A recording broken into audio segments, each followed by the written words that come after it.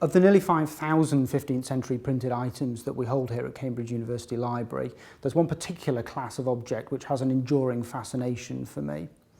I suppose if we think about 15th century printing, the thing that we think about, the thing that characterises it, are these monumental substantive publications from the 15th century.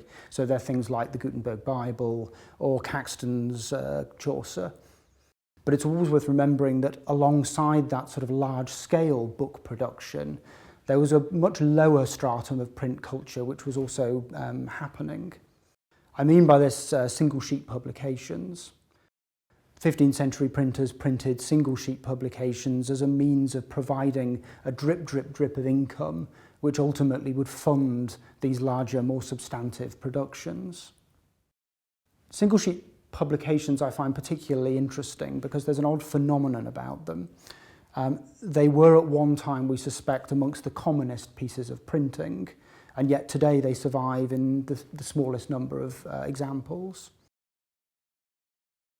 By their definition, single-sheet publications are ephemeral. If you think about the sorts of things that are printed on single sheets, you have indulgences. Now, an indulgence was a time-limited object which was specific to a particular individual, so it's not the sort of thing which had a long life.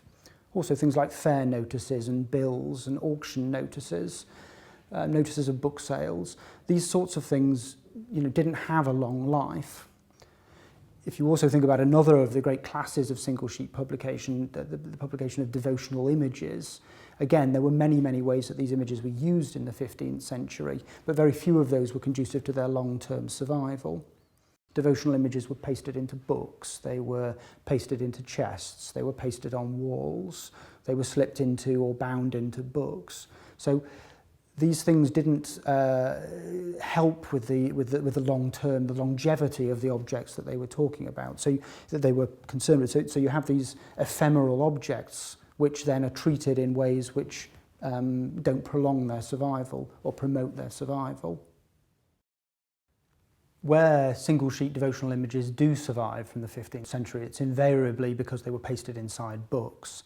We have a fantastic example here of a woodcut crucifixion which was printed in Nuremberg in the 1490s and then was pasted into a book which was in use in the Dominican friary in Nuremberg at the time, and it's a rare example of one of these prints still in situ. The survival of these prints is hampered further by the activities of print collectors in the 18th and 19th century. Where devotional images like this were located, they were quite often removed from the books in which they were placed to satisfy the passions of print collectors. So more often where they survive today, they survive to us as single objects like this one. This is a really extraordinary little woodcut. It's unique, this is the only surviving copy of it, and it's really rather a mysterious object. So the top half is a woodcut. It's reproduced through the activity of either through rubbing on a wooden block or through a press. But the bottom portion of this is an indulgence. It's a manuscript indulgence written in Dutch at the back end of the 15th century. So this object is a sort of amalgamation of both print and manuscript altogether. There's an interesting story associated with this particular woodcut crucifixion, which allows us the rare opportunity to put one of these objects back in context after it's been removed. The reason that this particular indulgence has received attention is because it's for an extraordinary length of time. This is, I think, the only indulgence which I know of which provides the bearer with an absolution from purgatory of 80,000 years. And because of that extraordinary duration, it allows us to link this particular woodcut with a letter written by the university librarian here at Cambridge in 1866. The university librarian then was Henry Bradshaw, who was a great incunabulist and was responsible for collecting a great many of the treasures that we have in the incunable collections.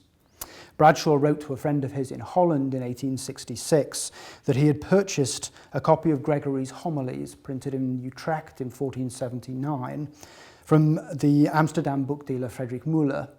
And with some glee, he announced in the letter that he, with loosely inserted, was a woodcut crucifixion indulgence with the extraordinary duration of 80,000 years. So we're able to place this woodcut back in its context. He later mentions in his notebooks that Muller was entirely unaware of the presence of the woodcut. The link to the 1479 homilies allows us to put it back with this book, which has been in the university library for the same amount of time. And it's quite interesting that if you look, the woodcut here has been hand-coloured. This gruesome sort of spurting of blood is added by hand at a later date. And if you put it alongside the book, the homilies in which it was found, the ink of the rubrication of the homilies is very, very similar to the ink used in the decoration of the crucifixion. So we suspect that they may have been undertaken at exactly the same time.